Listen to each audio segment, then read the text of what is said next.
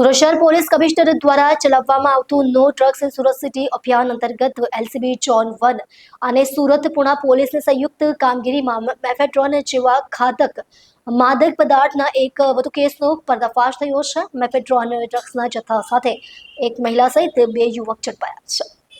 Police અધિકારીઓએ આપેલી માહિતી મુજબ પોલીસ કમિશનરની no drugs in Surat city સૂચન પરથી ઝોન 1ના અધિકારીઓએ પુણા પોલીસને ડ્રગ્સના પેડલરો અને હેરાફેરીમાં સંડોવાયેલા ઇસમોને પકડી પાડવા માટે સક્રિય કામગીરીના નિર્દેશો આપ્યા હતા। આ અન્વયે પોલીસ ઇન્સ્પેક્ટર વીએમ દેસાઈની સૂચનાઓ હેઠળ એલસીબી ઝોન 1 અને સર્વેલન્સ સ્ટાફની ટીમ કાર્યરત હતી।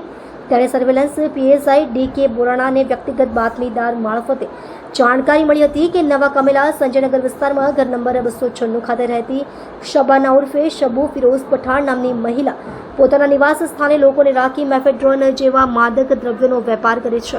પોલીસ ટીમે તાત્કાલિક રેડ કરી સ્થળ પરથી કુલ 45.740 ગ્રામ મેફેડ્રોન ડ્રગ્સ, 3 મોબાઈલ ફોન, ₹39,170 રોકડ રકમ તથા 2 ડિજિટલ વજન કાંટા સહિત કુલ ₹5,07,070નો મુદ્દામાલ જપ્ત કર્યો હતો। આ કેસ મામલે પકડાયેલી મહિલા તથા સંબંધિત વોન્ટેડ ઇસમો વિરુદ્ધ એનડીપીએસ એક્ટ હેઠળ ગુનો નોંધવામાં આવ્યો છે।